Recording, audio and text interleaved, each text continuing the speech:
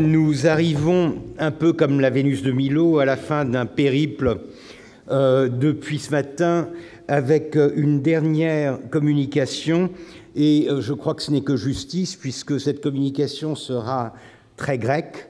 D'abord parce que c'est la communication d'Irini Apostolou, qui est historienne de la culture et de la littérature française au département de langue et de littérature française à l'université d'Athènes, l'Université nationale et capodstrienne d'Athènes. Elle est l'auteure de l'orientalisme des voyageurs français au XVIIIe siècle, une iconographie de l'Orient méditerranéen. Elle est aussi l'auteure de l'image de l'espace grec à travers la revue Le Tour du Monde, ce National Geographic du XIXe siècle. Donc une spécialiste des récits de voyage au Levant, de l'orientalisme, des antiquaires et des perceptions et représentations de l'Orient en France au XVIIIe et au XIXe siècle. Donc très grec, mais aussi très grec parce que, contrairement au titre que j'ai un peu abusivement donné à cette journée d'études en parlant de la fièvre antiquaire dans l'Empire ottoman, nous parlerons maintenant avec Irini de la Grèce, en n'oubliant pas qu'à partir de 1830, il y a une Grèce, une vraie Grèce, une Grèce nationale, même si elle est un peu bavaroise, et une Grèce qui va s'inventer son passé et gérer son patrimoine. C'est donc deux fois la Grèce que nous allons écouter aujourd'hui pour conclure cette journée d'études avant la dernière séance de discussion. Merci.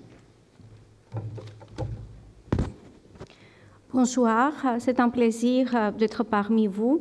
Je voudrais remercier le professeur Eldem pour sa proposition de participer à ce symposium, à cette journée d'études, sur un sujet vraiment passionnant. C'était une journée extrêmement riche en informations et qui traite les multiples facettes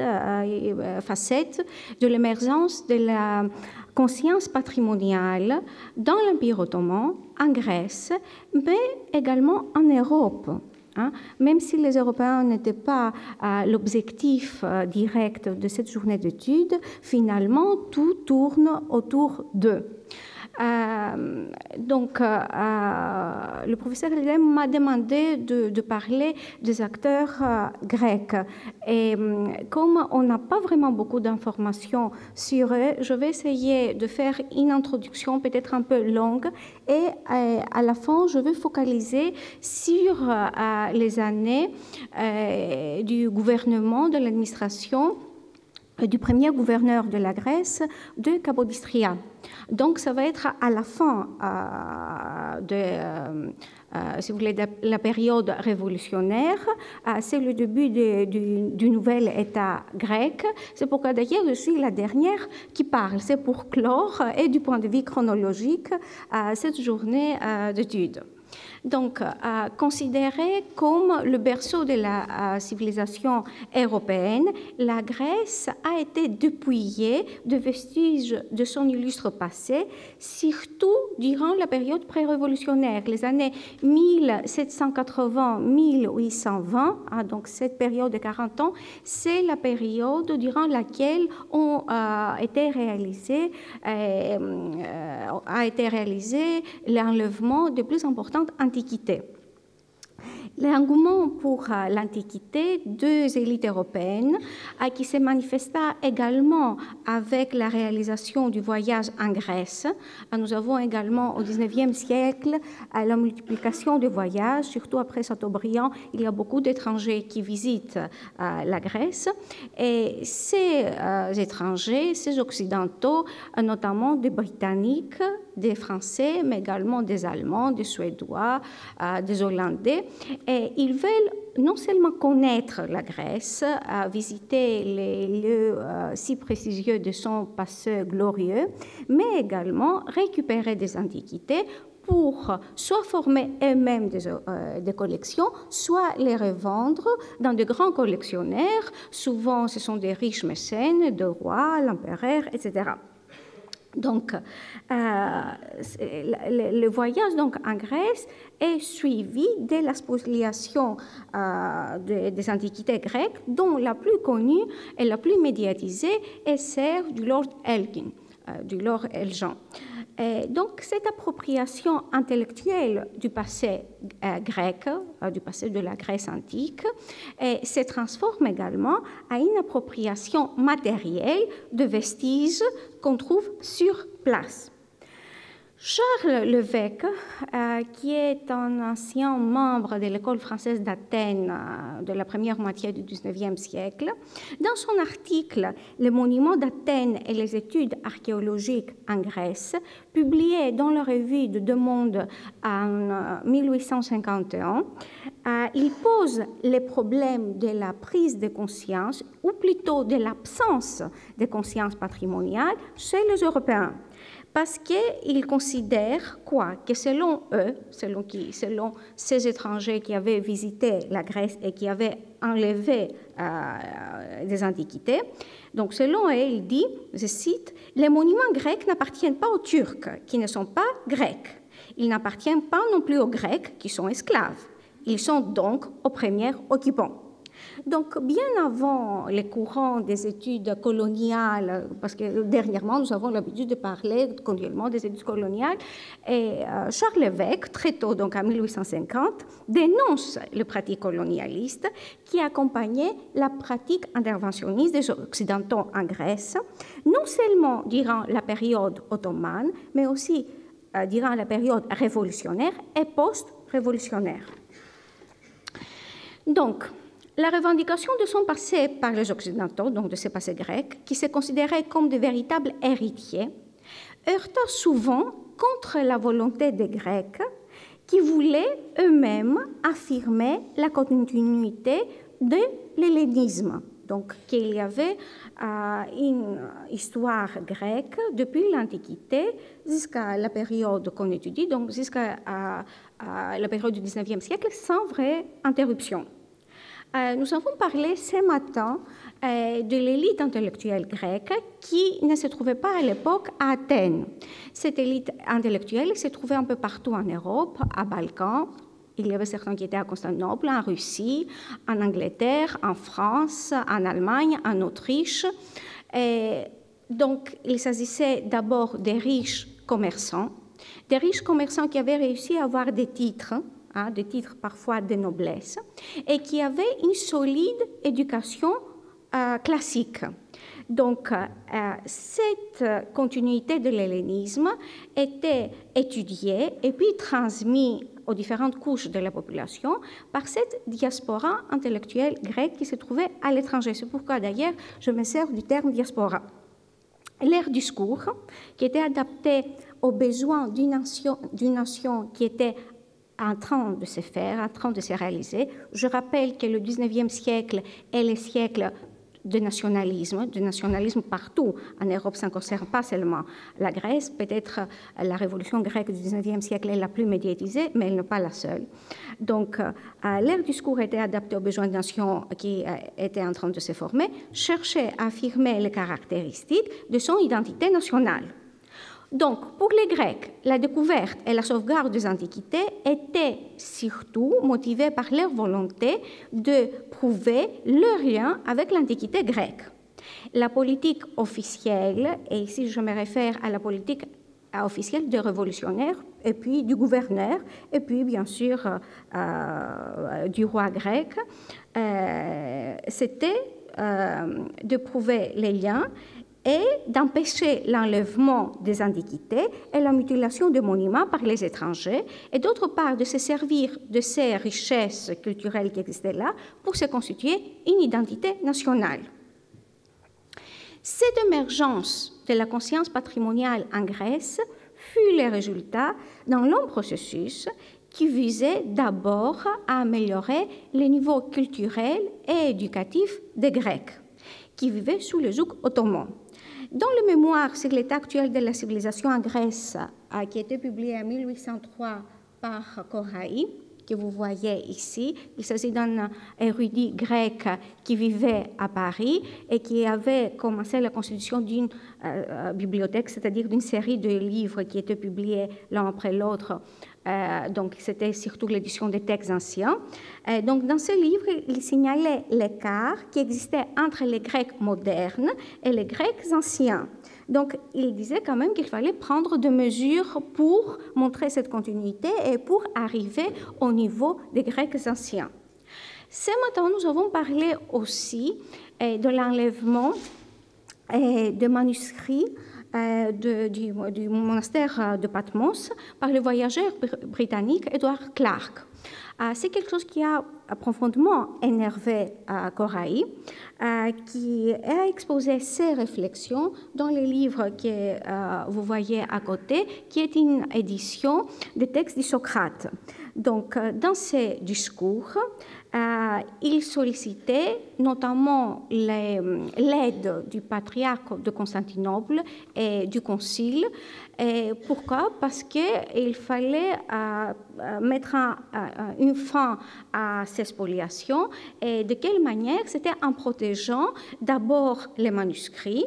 Donc, il avait conçu l'édification d'une bibliothèque, mais il ne s'agissait pas seulement d'une simple bibliothèque, et ça serait transformé également en musée, parce qu'outre les manuscrits, donc, il y aurait également des copies, on devait y réunir des médailles grecques, de vases, des ustensiles, de pierres précieuses, de piliers de colonnes, ou des fragments, des inscriptions, et tout ce qui est ancien. Il prévoyait même le financement de ce musée, qui devait être en pierre pour que ça ne se brûle pas. Et il proposait soit de l'installer à l'Idékio, soit à Byzance. Quand il dit Byzance, apparemment, il parle de Constantinople. Donc ça se passe en 1807. Koraï ne va pas abandonner cette réflexion. On trouve trace de sa pensée dans une lettre qu'il va écrire durant la période révolutionnaire à Mavrocordatos en 1823. Et dans cette lettre, il affirme l'importance de la réunion et du sauvetage des restes de l'Antiquité grecque. Donc, j'ai donné comme exemple Koraï. Maintenant, je vais me référer à un autre exemple qui est souvent utilisé pour prouver que les Grecs, même avant la période révolutionnaire, et les étrangers aussi qui étaient en Grèce, s'occupaient de la sauvegarde de monuments. Donc, je veux parler de la fondation de Philomoussos Eteria, la Société des Amis de Muse, qui était fondée le 1er septembre 1813 par 4 Athéniens. Il y avait plusieurs membres. On avait au total 53 Grecs. Et parmi ces Grecs, il y avait essentiellement des notables et de prêtres, des gens qui appartenaient également à l'Église. Et en ce qui concerne les étrangers, il s'agissait essentiellement de Britanniques. On ne trouve pas de Français. Et il s'agissait donc d'une société qui, d'apparence d'abord, devait s'occuper de l'amélioration du niveau éducatif des Grecs. Capodistre, qui à l'époque était au service du tsar, et il considère qu'il y avait également des raisons politiques qui se cachaient derrière sa formation. Et le problème, c'est que cette société, d'abord, elle ne prend pas vraiment de mesures pour les antiquités. C'est durant la Révolution qu'elle va intervenir. Et puis, dans ses membres, on trouve, et parmi les Grecs, Alexandros Lorofeitis Choniatis, qui était consul britannique à Athènes. Et c'était chez lui, je vais vous montrer par la suite des images de sa maison, où le Lord Elgin avait stocké les marbres du Parthénon. Et l'Orofeitis, il était souvent mêlé à ces trafics d'antiquités. Et bien sûr, le chef de cette société de Muse est Gropius, que lui aussi, il était consul à Athènes, il était consul d'Autriche, et lui aussi, il avait participé à ces trafics de collection. Donc, la fonction de cette société n'est pas tout à fait claire. En tout cas, elle va jouer un rôle durant la période révolutionnaire. Cette fondation des sociétés des Amis de Muse à Athènes fut rapidement suivie de celle de Vienne, fondée l'année suivante, donc en 1814, par Capodistria, Antimos Gazis et l'archevêque d'Hongrie et de Valachie.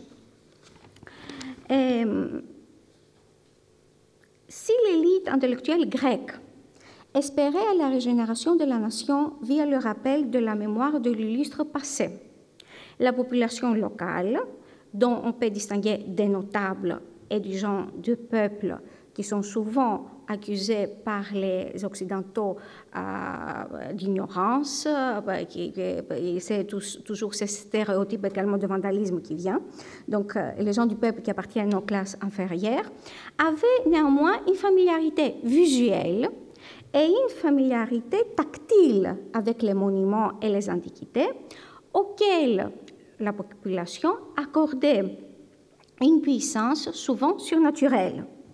Rappelons les cariatures de l'érection qui pleuraient pour leur sœur qui a été enlevée. Rappelons aussi la réaction de la population locale quand Edward Clark a enlevé la statue colossale de Cérès à Eleusis. Donc, leur contact avec l'Antiquité était direct, puisque les monuments faisaient partie de leur espace et de leur vie quotidienne. En labourant leurs champs, les paysans mettaient en lumière, parfois de manière involontaire, des antiquités. N'oublions pas aussi qu'ils participaient, en tant qu'ouvriers, aux fouilles qui étaient menées par les Européens. Les sources que nous avons pour étudier les relations conflictuelles ou pas entre les Occidentaux et les Grecs sont limitées. Il s'agit essentiellement de récits de voyages ou de rapports rédigés par des Occidentaux, la presse grecque de l'époque, parfois même la presse européenne. Et nous avons également la législation dans l'État qui est en train de se former et la correspondance de l'administration grecque. Quand je dis de l'administration, ça peut être entre le gouverneur ou les dirigeants et l'administration, ou entre des gens, des citoyens, le gouverneur et l'administration. Et pour la période révolutionnaire, bien sûr, nous avons également une documentation ottomane, qui d'ailleurs n'est pas facilement accessible, vous allez dire. Et donc, ces sources fournissent des informations relativement restreintes, dans le sens qu'elles concernent des cas individuels et qu'en général, nous n'avons pas en même temps les témoignages de deux côtés. Quand les Occidentaux parlent, ils donnent des informations, mais ces informations ne sont pas toujours fiables. D'ailleurs, on l'a récemment vu, on vient de le voir tout de suite, avec la Vénus de Milo. Donc, quand on analyse les récits de la littérature de voyage, on dit que ces récits sont plus représentatifs et plus révélateurs de celui qui parle, donc de l'auteur, que de personnes qu'il décrit. Donc, même si dans les récits, le voyageur rapporte parfois le discours et les activités de population locale, leurs propos ne sont pas donnés de parties prises. Donc, nous avons également souvent la population locale qui est neutre. Elle ne nous donne pas son propre avis. Un élément qui ressort des récits de voyageurs ou des résidents qui participent au commerce des antiquités est que la population locale en collectionnait aussi. En effet, dans les correspondances des archives nationales figurent des propriétaires de plusieurs pièces qu'ils destinaient parfois à la vente pour se soustraire d'une situation économique sans issue, non seulement durant la période ottomane, mais aussi durant la période révolutionnaire. Difficilement, on pourrait parler d'une attitude homogène face aux antiquités de la part des Grecs. Certains voyageurs, comme Pouqueville, consul à Yanina à la cour d'Ali Pacha, mentionnent également les transactions qu'ils avaient avec les paysans pour l'achat des antiquités découvertes dans leurs champs. Il dit notamment qu'à Mégare, un papa un prêtre grec qui passa une partie de sa soirée avec eux, lui vendit des médailles et lui indiqua plusieurs marbres, parmi lesquels son frère, le frère de Pouqueville, achetait dans la suite 2 pédouches, réservant à d'autres temps l'acquisition d'objets plus précieux. Notons aussi que parfois la transaction ne se réalise pas à cause du prix élevé demandé. Je cite, « Quelques paysans qui labouraient aux environs nous offrirent des médailles romaines, que je n'achetais pas à cause du prix exorbitant qu'ils en demandaient, dit Pouqueville. Si pour les médailles et les vases, ce sont des antiquités portables, portables dans le sens de transportables, leur argent et leur achat se passaient en général sans problème, pour des sculptures ou pour des antiquités qui avaient une valeur esthétique ou commerciale élevée, il y avait des réactions parfois très fortes de la population locale et il y avait également une pression aussi forte de la part des acheteurs. Pouqueville parle de la violence exercée contre un berger de l'Attique auquel un grand amateur d'antiquités, accoutumé à acheter pour rien ce qu'il revend fort cher, avait arraché un camée précieux en faisant emprisonner 7 hommes par les voïvodes d'Athènes qui fixa le prix de sa pierre précieuse d'une manière plus qu'arbitraire. De tels cas existaient. De son côté, Thomas Mart Hughes, dans Travels in Sicily, Greece and Albania, rapporte que Psalidas, que vous voyez ici à droite, Athanasios Psalidas, qualifia Coquerel, qui avait enlevé la frise du temple d'Apollon à Bassée, de pilleur de tombeaux, et il a dit aussi qu'il commettait du sacrilège. Il dit qu'il était tymvorichos και ιερόσυλος. Ces témoignages offrent quand même un aperçu de réaction des Grecs. Donc à ces témoignages, il faudra ajouter aussi ceux sur le marbre du Parthénon et de la cariature de l'érection par Elgin, ainsi que sur la statue colossale de l'Essis par Edward Daniel Clark, ou sur la Vénus de Milo, qui, malgré l'intervention des notables et la réaction des populations qui ne voulaient pas s'en séparer, donc toutes ces sculptures en question ont été expatriées. Maintenant, j'aimerais citer encore certains exemples concernant la constitution de collections par des Grecs. La pratique de la collection n'était pas étrangère aux Grecs. Influencés par l'engouement des Occidentaux pour la collecte des antiquités, ils collectionnaient des antiquités transportables. Il s'agit bien sûr de membres de l'élite locale qui accumulaient puissance économique, prestige social et souvent pouvoir politique. À l'instar de voyageurs et des étrangers résidant dans l'espace grec, les dignitaires grecs, donc appartenant aux couches supérieures de la société, constituaient des collections d'antiquités. Quoique les sources de l'époque concernant les pratiques de collecte soient limitées, elles nous renseignent néanmoins sur certains cas. Donc on sait qu'il y en a qui l'Orothèti, notable de Livadia, avait un vase que d'autres l'avaient vu, mais que ces vases étaient déjà décrits par Scrophanie. À Yann, Athanasios Psalidas, qui a accusé Coquerel, qui était directeur de l'école Kaplanios, avait une collection de médailles. De même, à la cour d'Ali Pacha, son médecin philosophe Georges Sakellarios, iatrophilosophos, c'est pour cause du médecin philosophe, avait formé une importante collection de médailles qui provenaient, d'après Hollande, il était un autre voyageur, de Pire à Karnani et d'autres villes de la région. Néanmoins, malgré la richesse de sa collection, Sakellarios était, d'après Thomas Hughes, auteur de Travel in Sicily, Greece and Albania, complètement ignorant de leur valeur, puisqu'il ne les avait pas classés et il les regardait comme un enfant se jouait. De toute évidence, il s'agissait d'une collection importante, c'est ça que les voyageurs nous disent, quoiqu'elle ne puisse pas être comparée à celui du marchand Zoïs Zosimas, dont la collection comptait environ 18 000 médailles classées selon les normes de l'époque. Zosimas était un grec, il avait cette collection de 18 000 pièces, mais cette collection se trouvait en Russie. Parmi les collectionneurs figure aussi Theocharakis Rendis, notable de Corinthe, qui était notamment propriétaire de 3 statues qu'il avait achetées à Mégare avant la Révolution.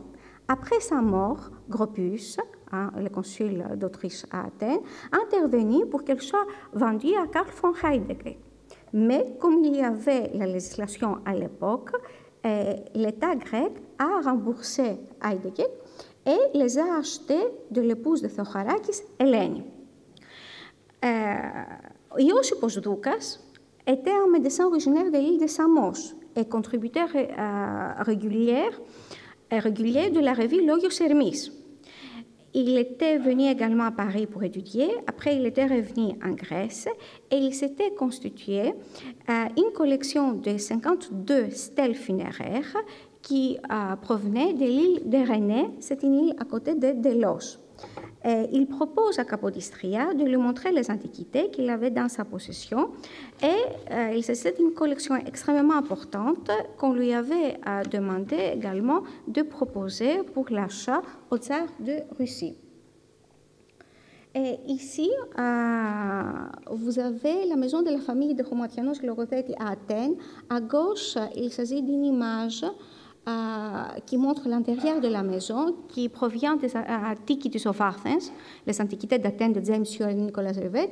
Et ici, c'est ce qu'il reste aujourd'hui de cette maison. Ici, vous avez des antiquités qui font partie de la collection de Gropius. Gropius avait une grande collection d'antiquités et il s'agit des antiquités qui étaient publiées dans Cochrane. Et ici, c'est l'image que vous avez vue à plusieurs reprises depuis ce matin. C'est la maison de Fauvel, où vous avez également une partie de la friche du Parthénon. Donc, c'était également à Athènes une maison qui avait des antiquités. Durant la guerre d'indépendance, les monuments d'Athènes, et surtout ceux de l'Acropole, souffrirent des hostilités militaires. De plus, le pillage des antiquités et leur commerce continua sans relâche. L'enlèvement des antiquités de grande importance, donc de marbre de Parthénon, sculpture de Passé, Vénus de Milo, et la mutilation des monuments athéniens. Ici, vous avez la cariatide d'Eleusis.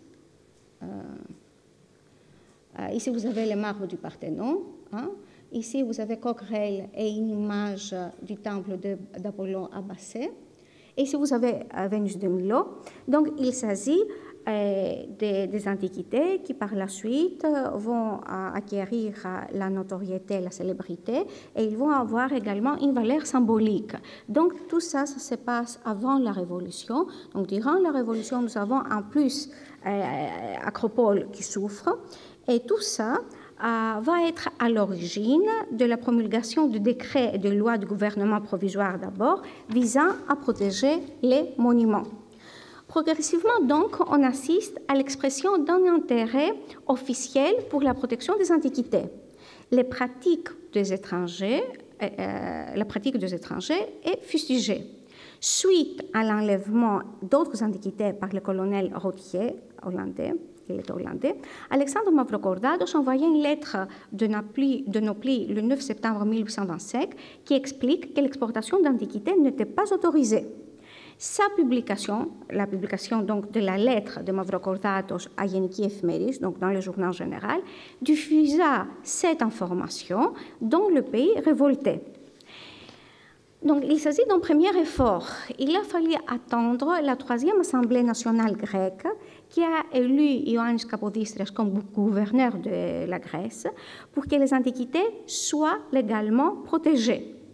Votée en 1827, sa nouvelle constitution de 150 articles comprenait également un article du 18e qui stipulait que le commandant devait veiller à que les antiquités ne soient pas vendues ou exportées. Cette constitution fut ratifiée par la 4e Assemblée nationale d'Argos en 1828. La loi apporta rapidement ses fruits, puisque le 18 novembre 1827, le secrétaire des Affaires intérieures et de police louait les notables de Syra pour avoir empêché l'enlèvement des antiquités par le comte de Laborde. Le comte de Laborde était en voyage en Méditerranée parce qu'ils ont respecté la loi. Donc les notables ont respecté la loi et ils ont empêché le comte de récupérer les antiquités.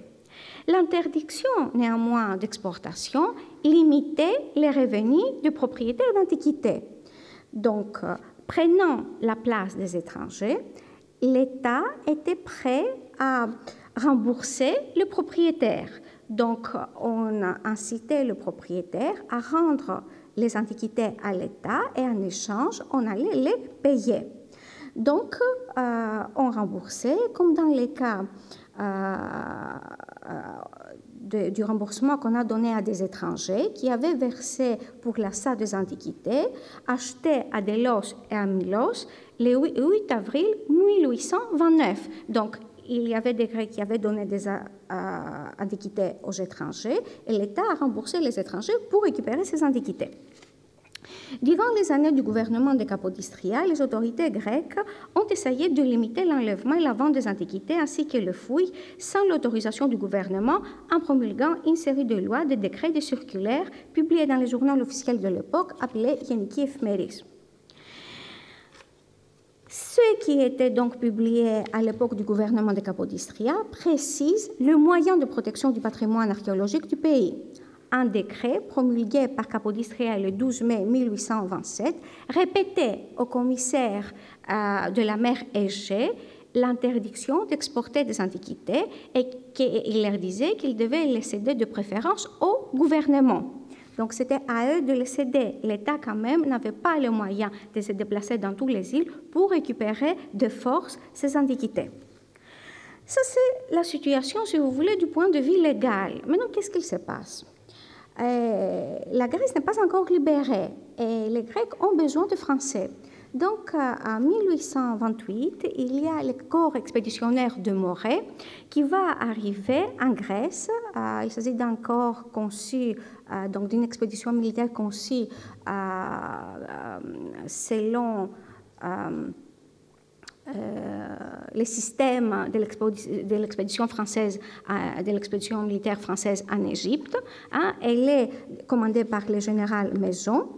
Et à cette expédition militaire, nous avons également une mission scientifique de savants.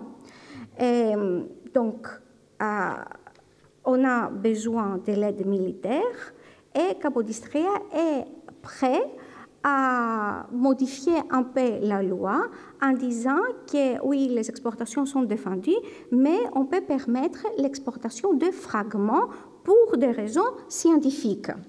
Donc, il y a une nouvelle résolution votée par la 4e Assemblée, ce qui donne le droit à la section d'archéologie de la mission scientifique de Morée, qui débarqua le 3 mars 1829, d'effectuer tranquillement des fouilles. Durant toute cette période, Capodistria va envoyer des circulaires qui disent aux notables et à l'administration de la région, donc nous sommes dans le Péloponnèse, de faciliter la tâche de cette mission scientifique.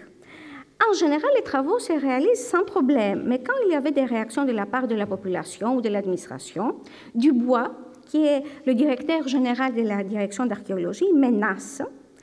Il dit, je cite, « Dans le cas où il me serait enjoint de cesser mes excavations, je me verrais forcé, malgré moi, de m'en plaindre au chef de votre gouvernement, au ministre dont je tiens ma mission, et à monsieur le général en chef de l'armée française. » Donc, ici également, il s'agit d'une attitude tout à fait coloniale, même si la Grèce n'est pas colonisée. Quelques mois plus tard, le 28 novembre, le général Schneider demande qu'on lui livre 2 questions remplies de vases antiques que la police grecque avait gardées afin qu'il les envoie en France. Finalement, les sculptures du temple de Zès à Olympie, ainsi que d'autres antiquités, furent acheminées en France. Dans le même esprit d'avoir de l'aide politique et militaire, est conçu un circulaire que Capodistrias envoie aux autorités afin de faciliter la tâche de Friedrich Thierse. Le 22 septembre 1831, Capodistria leur enseigne que le gouvernement donnerait des antiquités au musée du roi de Bavière en échange des livres, des tableaux géographiques, de chimie ou de physique et du matériel nécessaire pour les écoles. Quelques jours plus tard, les responsables de l'éducation du gouvernement renseignent le notable de Saint-Georges que Thirst y arrive afin de faire des fouilles et de découvrir des antiquités. Notons également qu'à la même période, l'application des différentes lois votées n'était pas toujours bien reçue. Donc, nous avons plusieurs circulaires qui rappellent à l'administration l'interdiction de vente et d'exportation des antiquités. Il s'agit de ces circulaires qui stipulent que ceux qui sont propriétaires ou ceux qui connaissent l'endroit où se trouvent des antiquités, qu'ils devaient les déclarer auprès des autorités. Les différents circulaires rappellent également que les fouilles sans l'autorisation de l'administration sont interdites. Parfois, les ministres se plaignent de l'indifférence des paysans qui croient qu'ils aient des antiquités et ils ne déclarent pas. Et également, on a une correspondance qui révèle que malgré les interdictions, on continuait à vendre à des figures éminentes, par exemple aux consuls français, britanniques qui se trouvaient dans les îles.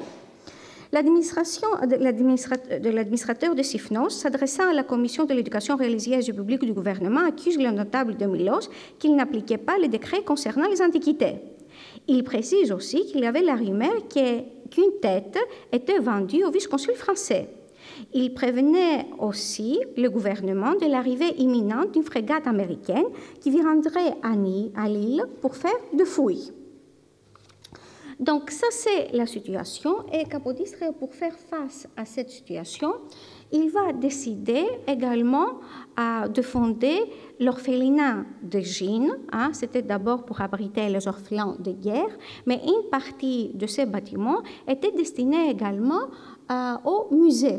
Donc, c'est ces musées que vous voyez ici, qui étaient fondés par le premier gouverneur de la Grèce et qui était présidé par Moustoxidis, qui était venu spécialement de Venise pour prendre la direction du musée, qui a réuni toutes ces antiquités qui étaient collectionnées de toutes les parties de la Grèce. Capodistриas a été assassiné en 1831. Moustoxidis était obligé de partir juste après. Par la suite, nous avons l'arrivée d'Othon. Il devient le roi Othon, le premier roi des Grecs. Et c'est en 1834 qu'on va avoir la première loi archéologique grecque qui était rédigée par un des conseillers du roi Othon, qui donne beaucoup de détails, comment il faut protéger les antiquités, où il faut les placer, etc. Et en 1834, nous avons également la fondation de la Société archéologique grecque. Et donc, j'essayais de présenter un petit panorama de l'émergence de cette conscience patrimoniale en Grèce. Comme nous avons pu constater, tout d'abord, l'amour pour l'Antiquité, le besoin de préserver cet héritage culturel commence d'abord par l'élite. Mais en même temps, on voit qu'il y a la population locale, même les gens du pays, qui réagissent, surtout quand il y a des grands monuments, des monuments auxquels ils sont attachés, quand donc ces grands monuments sont expatriés. Et l'enlèvement des monuments qui par la suite vont devenir des monuments symboliques de la Grèce ancienne était à l'origine de mesures qui étaient réalisées au fur et à mesure, parce que ce n'était pas facile de changer tout de suite la mentalité des gens du pays. Et puis, il y avait toujours les étrangers qui exerçaient une pression pour récupérer ces antiquités, pour les confisquer, pour les spolier. Et en tout cas, on voit qu'à la fin du gouvernement de Capodistria, les bases ont été bien mises pour la protection de ces monuments et que dans la conscience de la population, c'était un devoir de protéger ces patrimoines. Et pour terminer, je voulais dire que ce n'était pas seulement les intellectuels qui réagissaient. L'exemple le plus connu reste d'un grand militaire de la Révolution grecque, de Makrianis, qui avait réagi contre la vente de statues qui étaient d'une valeur esthétique très importante en disant qu'il ne faut pas le vendre parce que c'est pour ce marbre que nous sommes battus contre les Turcs. Merci.